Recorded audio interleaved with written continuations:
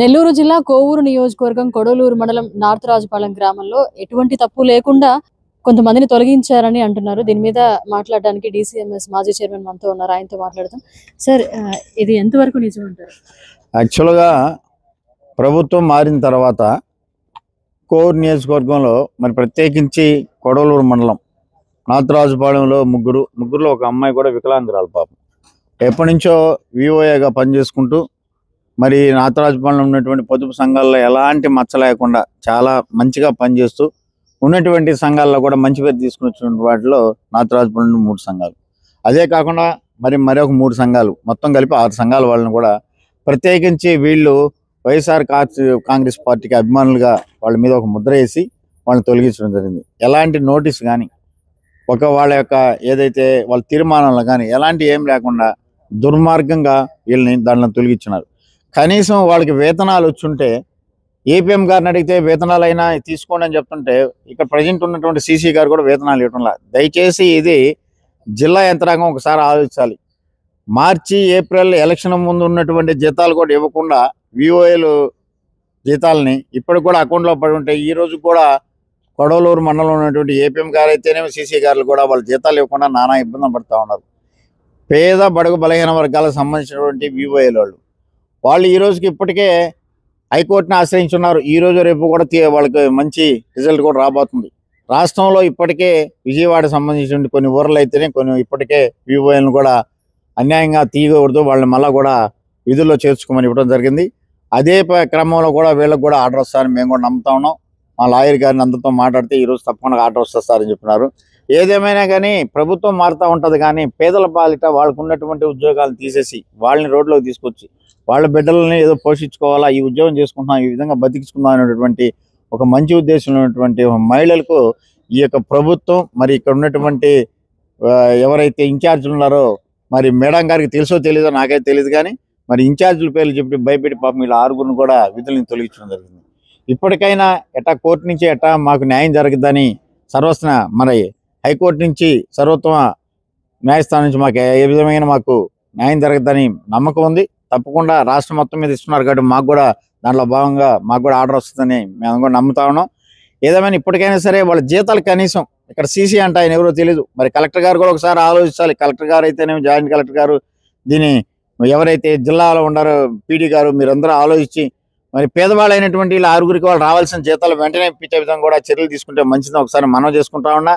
ఎందుకంటే వాళ్ళకి రావాల్సిన జీతాలు అకౌంట్లో పడ్డా కానీ మీ సీసీలు మీ ఏపీఎంలు వాళ్ళని పిలిపించుకొని ప్రతిరోజు తిప్పుకుంటా ఉన్నారు, కానీ వాళ్ళ జీతాలు వాళ్ళకి ఇచ్చే పరిస్థితులు లేరు. కాబట్టి ఒక్కసారి ప్రభుత్వాలు శాశ్వతం కాదు, ఏపీఎంకి చెప్తున్నా సీసీకి చెప్తున్నా, మళ్ళీ మీరు ఎక్కడన్నా మళ్ళీ చెలపుతారా మళ్ళీ మిమ్మల్ని పిలుచుకొచ్చుకొని మళ్ళీ మీ చేత పని చేయించుకునే పరిస్థితి ఉంటుంది. కృష్ణవేణి గారు మీరు గతంలో ఇక్కడ కూడా సీసీగా పనిచేశారు, ఇప్పుడు ఏపీఎంగా పనిచేస్తున్నారు.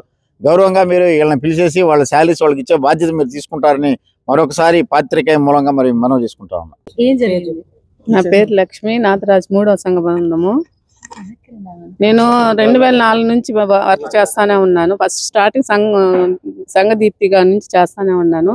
కానీ ఇటీవల వాళ్ళు మీరు వైఎస్ పార్టీ వాళ్ళు అని చెప్పేసి నన్ను తీసేయడం జరిగింది. అసలు ఏ కారణం లేదు. అంతా ఎంక్వైరీ కూడా చేసుకున్నామని ఏదైనా రిమార్క్ ఉన్నా చూపించమనండి, కానీ నా వల్ల అయితే ఏ రిమార్క్ లేదు. నిర్దాక్షిణంగా నన్ను తీసేసి నేను ఏ పార్టీలో ఉన్నానండి. నేను తిరగడమే బాగా కష్టము, రంగానే తిరగతాను, కానీ ఇట్లా పార్టీ అని నేను చూసి కాకపోతే అన్న మీద అభిమానం కొద్దీ అట్లా వచ్చి అన్నం పలకరించేసి గుమ్మ వెళ్ళి ఎప్పుడు కూడా నేను ఒక్కసారి వచ్చి పలకరించాను అంతవరకేని. ఇట్లా పార్టీ తరంగా అయితే నాదేం లేదు, కానీ పార్టీ అని చెప్పారు. నాకు సంఘదీప్తిగా వచ్చింది, వికలాంగుల కోటా కిందే నాకు వచ్చింది. వాళ్ళకి కూడా తెలుసు, అందరికీ తెలుసు వికలాంగుల కోటా కిందే వచ్చిందని. కానీ వాళ్ళు ఏమంటున్నారంటే నువ్వు వైఎస్ పార్టీ వాళ్ళవి అని చెప్పేసి తీసేయడం జరిగింది. నువ్వు చలపతన్న మనిషివి, వైఎస్ పార్టీ వాడివి అని చెప్పేసి నన్ను ఇట్లా తీసేయడం జరిగింది. నాకు చిన్నప్పటి నుంచి పోలియో అండి, దాని మీద వచ్చింది. Physical handicapped. ఎలాంటి కార్యక్రమాలు చేస్తూ ఉంటారు వివో అంటే అండి? అన్ని సాంఘిక కార్యక్రమాలు చేస్తాము. వాళ్ళకి పొదుపు లోన్లు ఇప్పడం, మాకు హై లెవెల్ నుంచి ఏం ఆర్డర్స్ వస్తాయో ఆర్డర్స్ అన్ని మేము చేయాల్సిందేను. ఇట్లాగా మా మీటింగ్ పిలవాలంటే ఆ పార్టీ వాళ్ళని ఉన్నప్పుడు మేము పిలిచాము, ఇట్లా ఈ పార్టీ వాళ్ళనప్పుడు అది మా బాధ్యత. మీటింగ్ అన్నప్పుడు అందరిని మేము పిలవాల్సిందేను. కానీ ఇదే ఆసరాగా తీసుకొని వాళ్ళు మా మీద ఇట్లా పెట్టడం కూడా అది మంచి పద్ధతి కూడా కాదు. మా పేదవాళ్ళు ఇప్పుడు పేదవాళ్ళకి సహాయం చేస్తాను అన్నారు, మమ్మల్ని తీసేసి మీరేం సహాయం చేస్తున్నారు? మీరు ఉద్యోగం ఇప్పించుకోవాలనుకున్నారు, ఇప్పించుకోండి. మా మీద ఇట్లా తిరగబట్టడం కూడా అది సాధ్యం కాదు కదా. మేమేమి మధ్యలో వచ్చిపోలేదు, మేమందరం మధ్య తరగతి వాళ్ళమేను, అందరికీ తెలుసు. సో ఏమైనా నోటీసులు ఏమైనా ఇచ్చారా? మాకేం నోటీసులు ఇవ్వలేదు, ఏం తీర్మానాలు ఇవ్వలేదు. మమ్మల్ని కూడా మాకు న్యాయం జరిగించమని కోరుతున్నాం. మేము కూడా విధుల్లోకి రావాలి కదా. మేము మా కుటుంబాలు కూడా ఇప్పుడు మేము విధిలో పడినట్టే కదండి. ఎంతమంది పిల్లలు? నాకు ఒక్క కొడుకున్నాడు, ఆ అబ్బాయి ఇంటర్ చదువుతున్నాడు. కుటుంబ పోషణ నేనేనండి, మాకు మా ఆయన కూడా లేడండి, నాకు దాని మీద ఆధారం. నాతరాజపాలెం 2వ సంఘ బంధానికి నేను వివోగా పనిచేస్తున్నాను. నా పేరు బొచ్చు కృష్ణవేణి. నేను గత 4 సంవత్సరాలుగా వివోగా పనిచేయడం కొనసాగుతూ ఉంది. కానీ ప్రజల సభ్యుల దగ్గర కానీ ఎటువంటి అలిగేషన్ అయితే నేను ఇంతవరకు తీసుకురాలేదు. వాళ్ళ దగ్గర మంచిగా నడుచుకోవడం కానీ, వాళ్ళు చెప్పిన వర్క్ చేయడం, అట్లా అధికారులు చెప్పిన వర్క్ చేస్తా ఉన్నాం. ఏపీఎం కానీ సీసీ చెప్పిన వర్క్ కానీ ఈ సభ్యులకి అంగీకారంగానే ఉన్నాం. కానీ వాళ్ళ దగ్గర ఏ ఒక రిమార్క్ అయితే మా దగ్గర లేదు. వాళ్ళు వచ్చి ఇప్పుడు ఎంక్వైరీ చేసినా కానీ వాళ్ళని వివో అమ్మ ఏమైనా రిమార్క్ ఉందంటే ఏ రిమార్క్ అయితే మేము ఇంతవరకు తీసుకొచ్చుకోలేదు. కానీ మాలో ఏ లోపం లేదు. ప్రతి విషయంలో మేము 100% ప్రతి లోన్ కానీ ప్రజలకి ప్రతి విషయంలో అంగీకారంగానే మేము ఉన్నాం. కానీ మాకు ఒక నోటిఫికేషన్ ఇవ్వలేదు, మమ్మల్ని తీసేస్తున్నామని ముందుగా కూడా మాకు చెప్పాల. కానీ ఏం చెప్పకుండా వాళ్ళు ఒక కార్ వేసుకొని ఒక 5-10 మంది నాయకులు వచ్చారు, మిమ్మల్ని తీసేస్తున్నారు, మీ బొద్దులు కూర్చుంటున్నారు, ఇట్లా అంతే. ఇంకా అంత మించి ఇదిగో ఈ నోటిఫికేషన్ తీసుకెళ్ళమ్మా మిమ్మల్ని తీసేస్తున్నాం అని ఒక వివో ఎవరినైనా ఒక ఉద్యోగస్తులు ఆఫీస్లో ఇదంతా జరిగింది. ఒక ఏపీఎం సీసీ అధ్యక్షులు అందరి సమక్షంలో జరిగింది. ఇది ఓన్గా మమ్మల్ని సీక్రెట్ గా పిలిపించింది అయితే చేసింది అయితే కాదు. ఇంకొకటి తీసేయాలంటే ఒక మెంబర్ని ఒక 10 days అది మందు సభ్యుల అంగీకారంతోనే వాళ్ళ అంగీకారంతో మేము జాయిన్ అయ్యాం కదా. అట్లాగే వాళ్ళ మధ్యలో ఒక మీటింగ్ పెట్టి ఈ అమ్మాయిలో మీకు ఏమైనా అబ్జెక్షన్స్ ఉన్నాయా, ఏమైనా మీతో మాట్లాడడం సరిగా మాట్లాడటం లేదా, మీకు లోన్లు ఇప్పించడం లేదా, మీకు ఏమైనా జీవనోపాధి కలిగించడం లేదని ఏమన్నా రిమార్క్ తెలుసుకొని వాళ్ళు మమ్మల్ని తీసేయాలి. యాక్చువల్గా అది ప్రాసెస్ అయితే. కానీ అట్లా కాకుండా లోకల్ నాయకులు వచ్చి ఏదో చెప్పారని తీసేయడం అదైతే సభాయుతం కాదు. మేమైతే దాన్ని అయితే అంగీకరించడం లేదు. మేము దాన్ని ఆశ్రయించి మా నాయకుడిని చలపతిరావు గారిని మేము ఆశ్రయించామన్నా మాకు అన్యాయం జరిగిందంటే అన్న మా పక్షం నుండి హైకోర్టుకి నోటీస్ పంపించారు, ఇట్లా వాళ్ళని ఏమి అభ్యంతరం లేకుండా తీసేశారని. అయితే న్యాయం అయితే మాకు అన్న జరిగిస్తారు, న్యాయవాది కూడా మాకు జరిగిస్తారని మాకు నమ్మకం ఉంది. కానీ మేము విధుల్లోకి తీసుకొచ్చినప్పుడు వాళ్ళు ఏ అబ్జెక్షన్ లేకుండా మమ్మల్ని అయితే ఖచ్చితంగా జాయిన్ చేసుకోవాలి. వాళ్ళు ఏ అబ్జెక్షన్ అయితే చూపించారంటే దానికైతే వాళ్ళు రిమార్క్ అయితే మేము రిమార్క్ చాలా వరకు వాళ్ళకి మేమైతే ఎదురించుకుంటాం, ఎదురు పడితే నిలబడతాం, ఎంత దూరమైనా మేమైతే వెళ్తాం.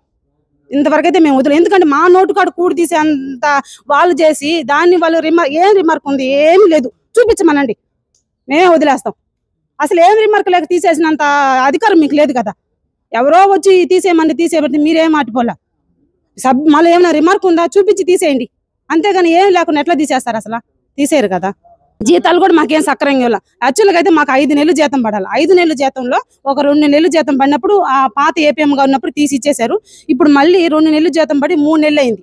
మేము 2 times కూడా వెళ్ళాం. సార్ ఇట్లా శాలరీ పడింది కదా, మా నోటు కాడు కూడేదో తీసేశారు, ఈ శాలరీ అని ఇవ్వండి అంటే వాళ్ళు అల్లింగాని మాట్లాడుతూ ఉన్నారు. ఎట్లా ఇస్తారు, అట్లా ఇట్లా ఇరని ఎన్నెన్నో మాట్లాడుతూ ఉన్నారు. ఆ జీతానికి కూడా వాళ్ళు రెస్పాన్స్ అవ్వటం లేదు. ఏం చెప్తున్నారంటే మేము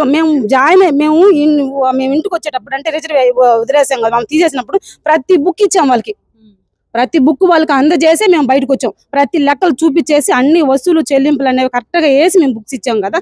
తర్వాత ఇప్పుడు మీరు మళ్ళీ వచ్చి బుక్స్ చూపించమంటే మేమేం చూపిస్తాం?